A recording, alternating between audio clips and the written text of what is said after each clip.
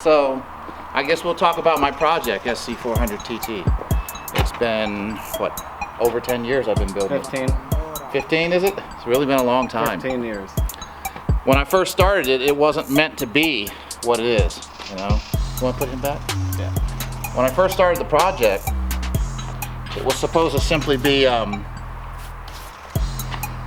a little bit of power to it. It just needed a little bit more, you know? And over time, I kept on changing. I went from root style supercharger to considering a centrifugal supercharger to saying going with a single turbo, and I said screw it, I'm going twin.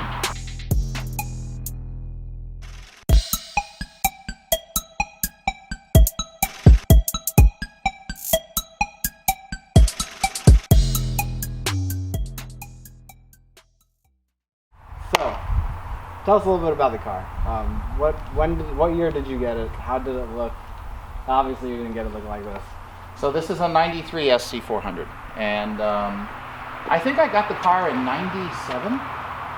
It's about 97 that I got the car, somewhere around that time. I was the second owner of the car, and the car was always black. The interior was actually tan, which was pretty standard in the cars. Black on black, I don't even know if it came out in 93. I think it didn't come out until about 95.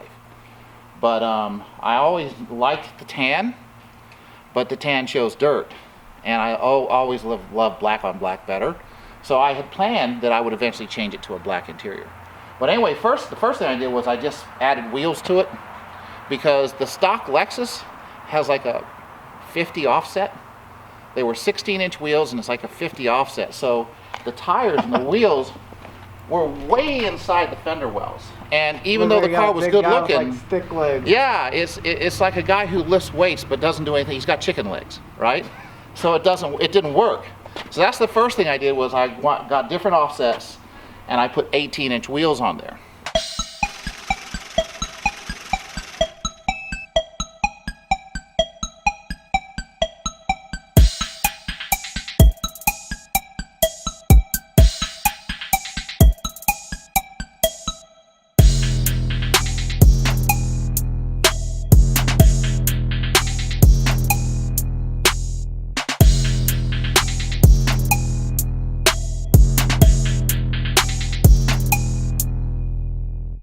So anyway, what I decided to do was, when I looked at it, there's a couple things. I wasn't going to give up AC. I wasn't going to give up power steering. I wasn't going to give up all these kinds of things. I wanted to keep all the accoutrements that made the Lexus a Lexus, right? I just wanted to be much faster. So with a twin turbo, as you know the way turbos are designed, you have to have downpipes, right? Well, the problem is, typically on a V8, you'll run one down each side. You can't do that here with the limited amount of space you have, especially if you keep the AC. Because you've also got the steering shaft to deal with, right? And to go around that steering shaft, there's just no way. So what had to happen was build it like you do on a 1J or 2J. Mm-hmm. So I brought the turbos together, or the downpipes together, into a Y, and then brought it into a single, and brought it around the passenger side, because that's the room for it, and then bring it back out to the middle of the car and split it back out into dual exhaust going out. Unfortunately, there weren't any aftermarket parts where there were kits made. I've actually built 2 turbos on this car. Now, I paid to have that done because I'm not a welder. I drew the designs, but I'm not a welder. So I did some on the computer and all that. So I then went to people to try to find somebody who could fabricate for me. And that was not easy, you know, because again, we're trying to fit it within the room that we had in the car. How long did it take for you to finally find the right person at the time to build it? Like, what was the big issue you were running into with different shops? Well, one of the first things is I was unrealistic about my budget. I tried to do it on the cheap.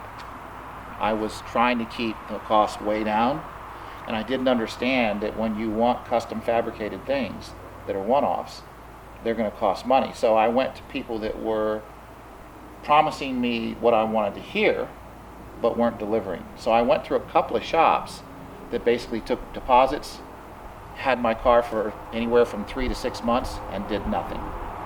Okay, and each time I pulled the car out. So I went through that process. Now, did you lose money doing this? I lost money doing that, yeah. I've lost several $1,000s during the process of building the car from people who just basically jacked me. So that's why I say, you know, find good people that have good reputations at doing what you want to have done, and then negotiate a fair price. But do not go in there and try to get a $10,000 job done for $1,000. It's just not possible, because people have to be able to do the job you want, build it the way you want, give you the quality and reliability that you want, and make a living. And if you go on the cheap, what ends up happening is you end up having to go and redo it. So you spend your money again, and all the time that you lost. So you never recover from that, really. You know, so that's the reason why it's not worth it. So it's better if you don't have the budget in the beginning, in my opinion, save until you do. And then get it all done at once? And then get it done, you know. If you know how to do it, you can save yourself time. But if you don't know how to do it and do it well, especially fabrication, I'd learn how to do that well first, or I would pay somebody to do that, because that is crucial.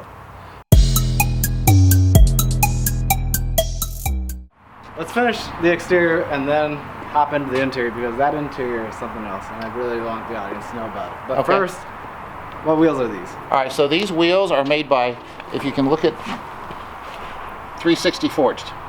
They're custom made by them for this car. This is the Mesh 10, all right?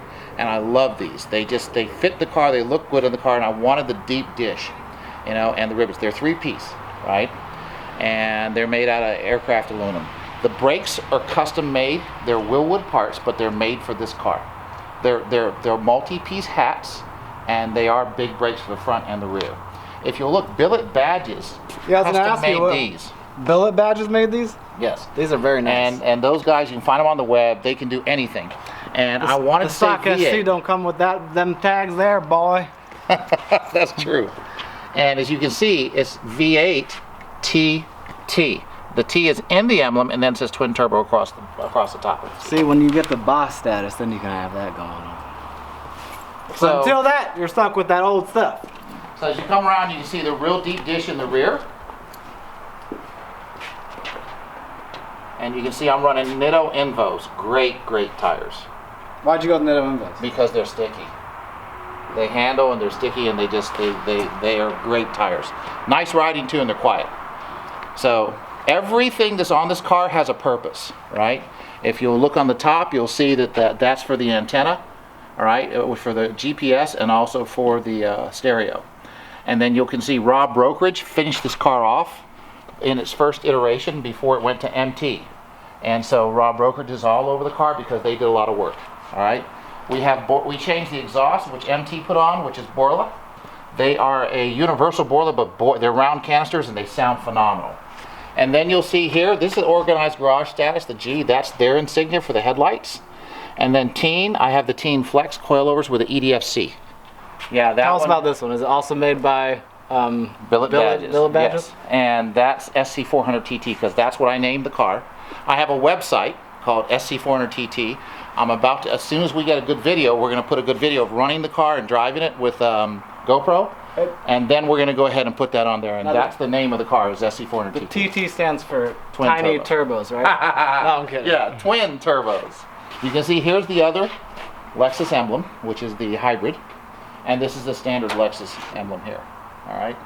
If you look back in the back of the stereo, Precision Power did made all this. I love the copper, and so we used that. And these are all custom made. Mars Audio did this. All right. So here's your stereo system, which is, as you can see, is pretty complex. The battery was relocated. I only have one battery running this whole car, but it's kinetic, which is bad to the bone gel type battery. What are these? Tell the audience what these are. Those are the what components. Are these four units those are all the components that run the stereo. So those are your crossovers. All right. And then you have a mono amp, and you have the amp that runs the subs, and then you have the other amp that runs the rest of the stereo.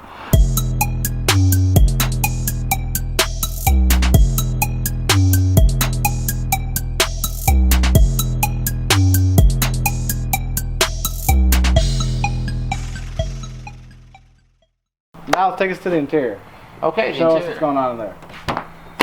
Wow. So the interior has been beautiful. Thank you. A lot of work. Craft Customs actually went and flattened the bottom, added the thumb grips, and then redid the leather with the perf leather and the red stitching, and the red at 12 o'clock, the red paint at 12 o'clock.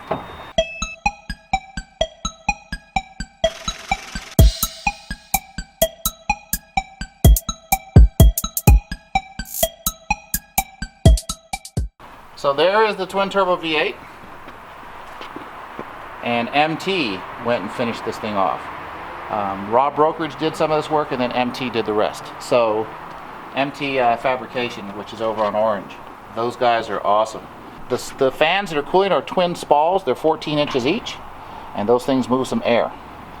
All right, these are the hot sides of the Bullseye Power Turbos, and these are custom stainless covers. And then all this is the new piping that was done for the water. It's the proper way now, it's done, and it looks beautiful, as you can see.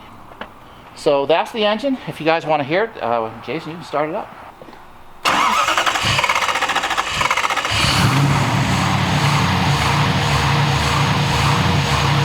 That's the stepper motor. We're still tuning the stepper motor. The stepper motor, just until it warms up and finds itself, it's just searching to give me even idle. It's coming up pretty quick, as you can hear. There you go.